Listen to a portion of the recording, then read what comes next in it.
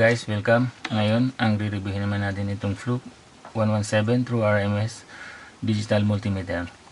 So, kasama to sa 100 series ng Fluke, which is meron silang 110, 113, 114, 115, 116. Ito yung pinakamataas sa 100 series, which is 117. So, pag binili nito, ito yung magiging kasamang T-sleeves,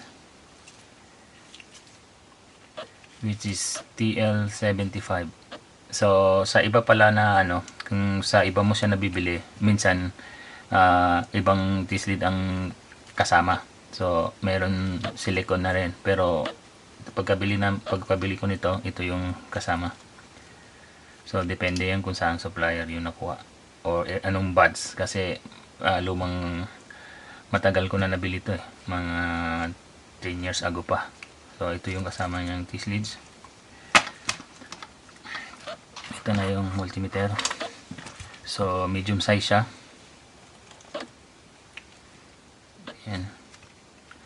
So same size siya nung 113, same design. Yun lang magkaiba ng features. So mas maraming features to. So meron din siyang rubber holster.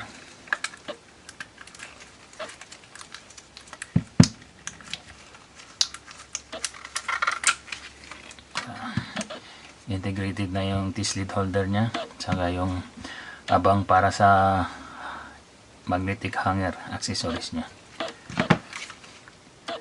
So same din to, 9 volts ang battery. So yung kickstand nya connected din doon sa battery cover. Ayan.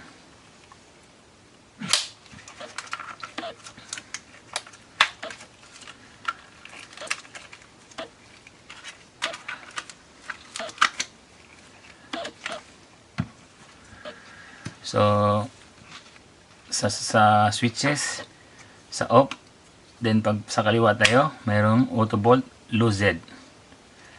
So pag kanan naman, ang unang switch nya is yung bolt AC. Tapos pag sinelect mo tong selector nya,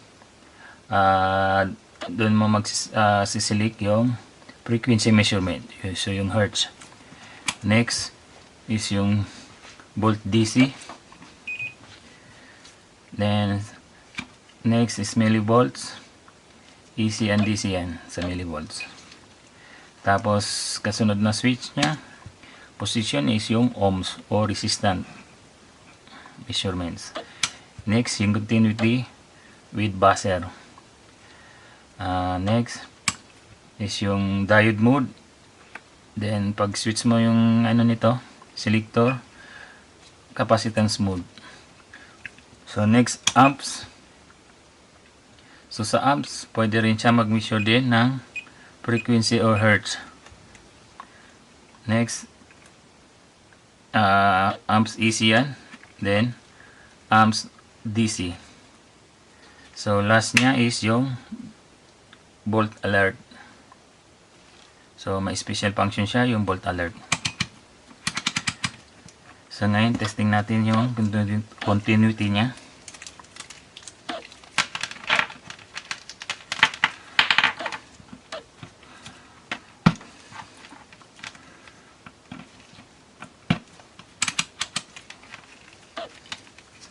Yan.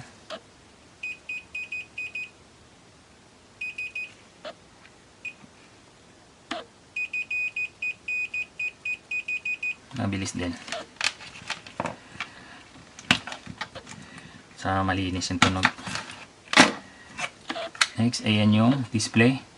So mayroong backlight. Unfortunately, hindi ganun kalinaw yung backlight nya.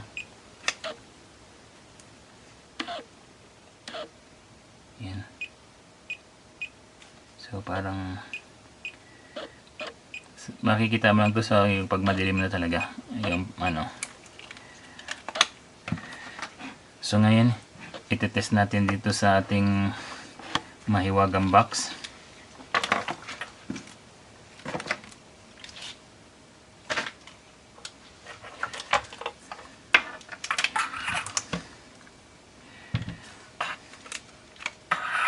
So nga pala guys, yung box natin, ginawa natin to para pag nag-test tayo ng capacitor, resistor, saka kung ano-anong diode, ano na siya, nasa isang box na siya. So hindi yung hiwa-hiwalay, yung baga yung isa-isahin pa natin mag-test ng resistor. So kaya yun ginawa natin tong box na to. So hindi to nagme-measure ng accuracy niya, pero ang purpose nito i-measure niya kung hanggang saan yung range niya, kung kaya niyang basahin. Pero sa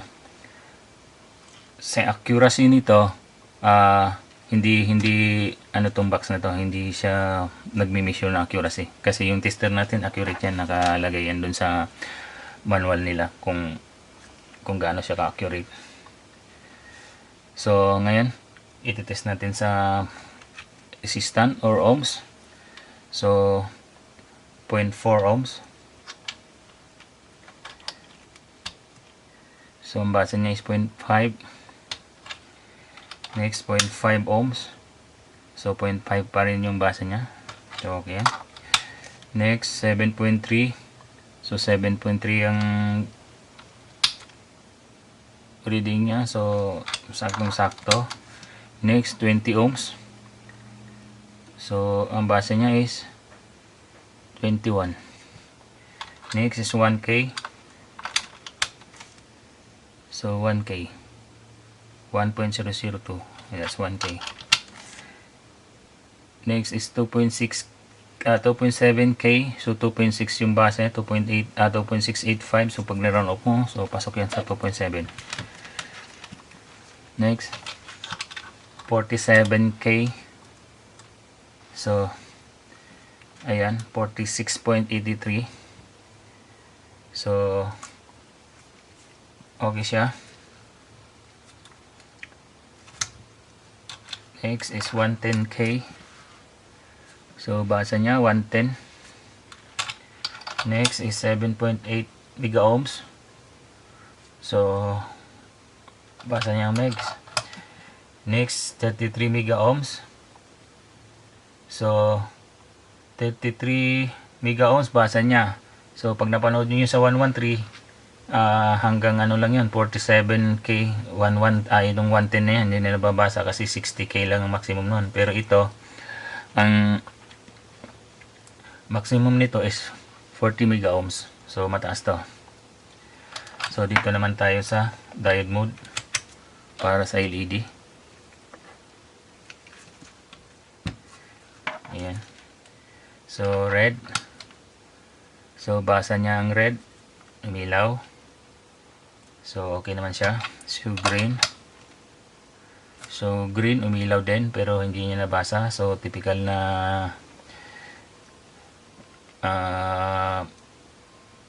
fluke to. So hindi ano, sa series nito pati yung 113 hindi rin nagbabasa ng green. So next blue. So blue umilaw ng konting-konti. Ayan. Hindi rin niya nabasa. Okay. Next, sa likod.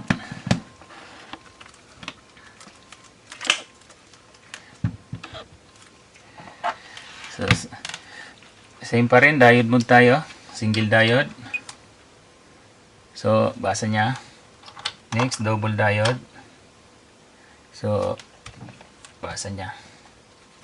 So, okay. Next, sa capacitance. So, select lang natin itong sheets na to. So, 115 PF. Out of range. Hindi niya kayang basahin. Next, 10 nanofarad. So, 10 nanofarad. Ayan. Basa niya. Next is 22 UF. So, ayan. 0.22 UF. So, 0.22. Okay. 0.47. So, 0.46 ang basa niya. Paspasok yan. Next, 1 UF. So, 1 UF. Okay yan. Next, 3.3. So, 3.6. So, halos lahat ng tinesting natin dito sa box na to. Ganun halos para sila ng reading. Next, 10. So, 10.8. So, 10. So okay siya. Next, 100 UF.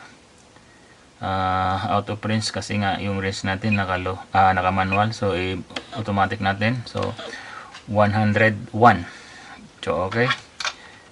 Next, 150. So 154 ang reading. Okay yan. Next, 2200 microfarad o UF. So 2189. So basa pa niya.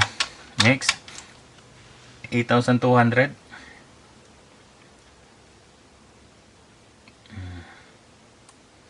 8,400 ang basa niya. So basa pa rin niya. Next, 16,400.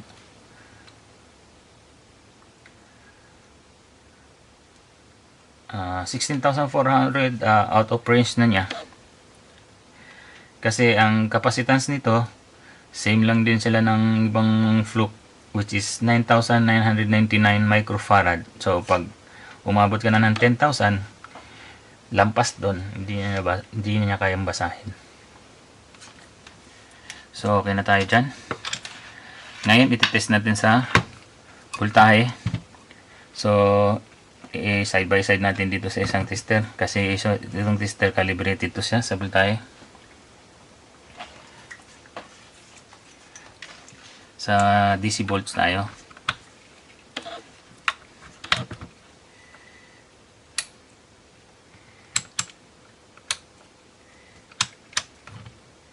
Yan, DC volts.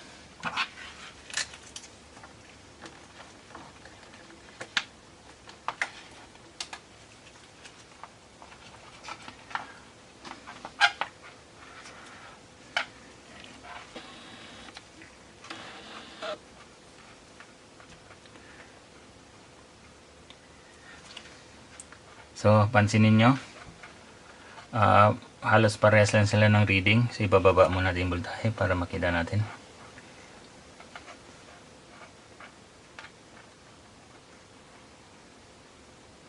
Ayan.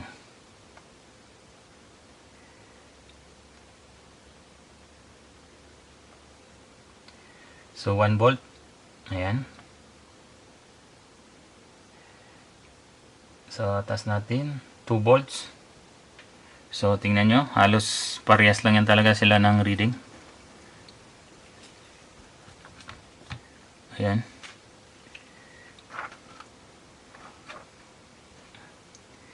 So taas natin ng konti, 3 volts.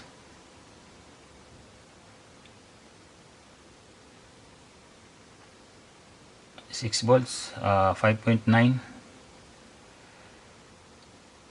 10 volts, ayan, 10 volts. 16 volts. 20 volts.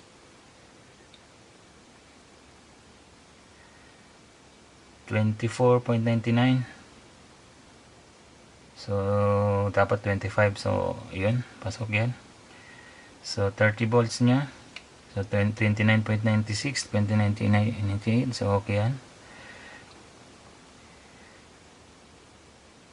So taas natin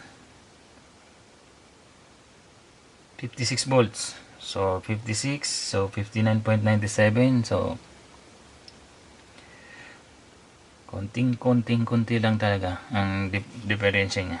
Pero kung sa ano niyan, accurate na yan.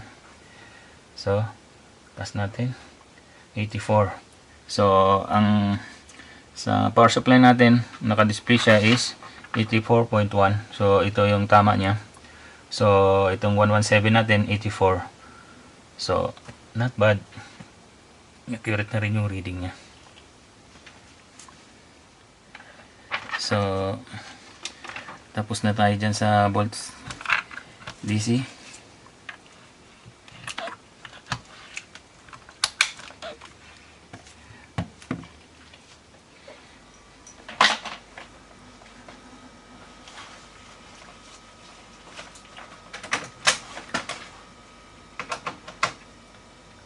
Ngayon, pag-usapan naman natin tong volt alert. Kung ano yung volt alert na yan. So, itong volt alert na to, nadidetect niya kung mayroong live na power may supply. So, meron siyang adjustment, high and low, yung range niya. So, ganito yan. So, pag mayroon kang kable na may power, yan. Iyan mo lang yung, idikit mo lang siya sa dulo, yung ano niya, yan. Malalaman niya kung may power. So, kung gusto maging sensitive, pag nilagay natin sa high, kahit nakabaon sa pader yan, ayan.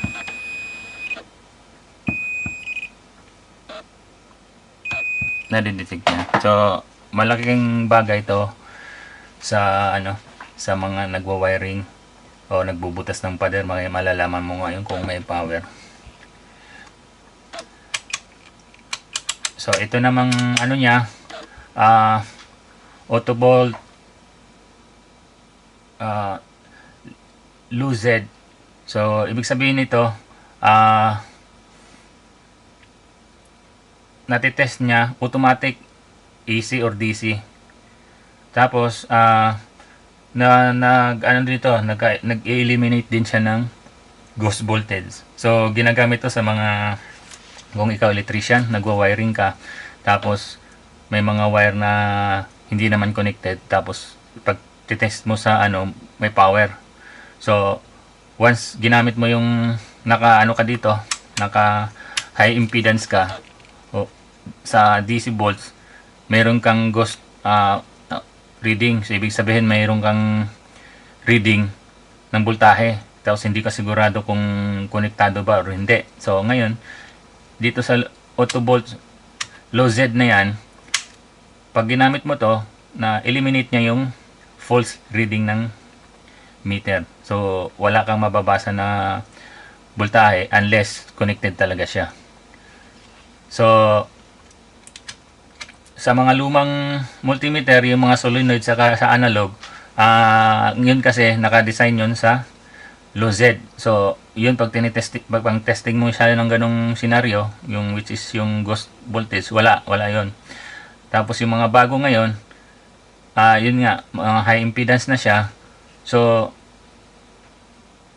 nagkakaroon ng reading, lalo pag mga ganong scenario. Yun nga, yung cable na parang floating yung cable pero may voltahe. Ngayon, kaya itong multimeter na to meron kasi nga naka-design to sa electrician. So, ito yung functions niya. So, ngayon, ang tanong bakit hindi lahat ng multimeter may ganito na low Z? So, ang sagot yan is hindi rin kasi pwede na low Z lahat yung gamit mo, especially ngayon na high-tech na yung mga distro, mga breakers. So meron din siyang high impedance na volt check. So which is pag chine-check mo yung mga connection, dumaan ka sa breaker, hindi magti-trip yung breaker mo. So pag dito mong itong low Z na yung ginamit mo, may tendency magti-trip yung breaker na ginamit mo, tapos magkakaroon ng ibang reading naman yung pag tinest mo. So, yun yung purpose nito. Dual impedance multimeter to. So, may high impedance tester, may low Z. So, ang kagandahan nitong low Z na to, both AC and DC. So, kahit nakalagay lang siya dyan, pwede mong i-test kahit hindi mo na ilipat yung switch. So, yun yung mapadali ang trabaho ng mga electrician. So, usually kasi pag nagwa-wiring, minsan may extra kable na nakalagay kasama doon sa isang piping. Halimbawa na siya binalot sa kasama. So, pag tinester mo na ordinaryong tester yun, makikita mo, may voltahe. May lumalabas.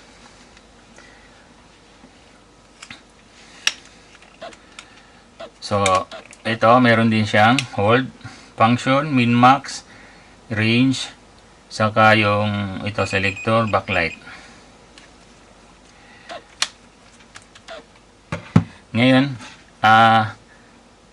ipapaliwanag ko kung anong gamit ditong sa lagayan ng Tesla sa likod. So, usually yung electrician magtitest sa distro, siyempre dalawa yun lang yung kamay mo. So ngayon, hindi mo rin pwede ilapag yung tester mo kasi delikado kung ano. So ang ginagawa dyan, kinakabit dito yung isa. Okay. Ngayon, itutusok mo yung isa, ito isa. So hawak mo yung tester, nakadikit yung isang test leads. So safe siya mag-test. Tapos naka-design dito sa 100 operation. So yung kamay mo dito, si-switch mo siya. Voltahe, AC or DC. So, yun yung design nito. Kaya medyo maliit, tapos naka-integrated yung test lead holder para pag ginamit mo siya, madali. So, ang presyuhan nito, nasa around 14,000 pesos. So, yun yung sinasabi ko, kung balak mong bumili nung 113, tapos nag-iisip ka ngayon kung ito rin ang pagpipilian mo itong 117. So kung dagdagan mo ng konti, mas maganda to. Di hamak na mas maraming features ito kumpara dun sa 113. Kaso, yun nga lang, kailangan kabisaduhin mo itong mga functions niya. Kasi marami siyang switches eh. Pero although kahit marami itong switches dito, safe naman itong meter na to. Hindi sa basta-basta puputok kahit nakalagay ka dyan. Ganyan. Tapos, ito, sa electronics, pwede rin siyang gamitin. Actually, ganito yung issue ng company namin. Kaya ako nakabili din ng ganito. Kasi, ito talaga yung una-una ng mga fluke na nabili. Ganitong mga model. Kasi, matibay. Tapos, may backup na, may warranty din to sa fluke. Tapos, ang medyo bit din lang is yung voltage kasi ang voltahe nito hanggang 600 volts sa AC and DC. So sa mga electronics dyan, alam naman pag nagre-repair ka ng mga power supply, mga balas, meron talaga lalampas nung 600 volts, pero hindi naman araw-araw na natitest yun. So pwede na to gamitin doon sa electronics. Kasi hindi naman sa ganun kamahal, tapos capacitance niya maganda, resistance mataas din, meron na rin siyang yung auto volts G low Z. So pag nagmamadali ka pang test ng voltahe, so dito ka lang. So ito pwede rin gamitin sa yun, yung mga nagre-repair ng mga aircon tech. Kasi ang aircon ngayon, inverter na. So, kailangan mo na ng magandang tester, di katulad dati. So, sa lahat ng mga nanonood, sana may natutunan naman kayo sa ating video. So, huwag kalimutan mag-subscribe. Maraming salamat po. Thank you.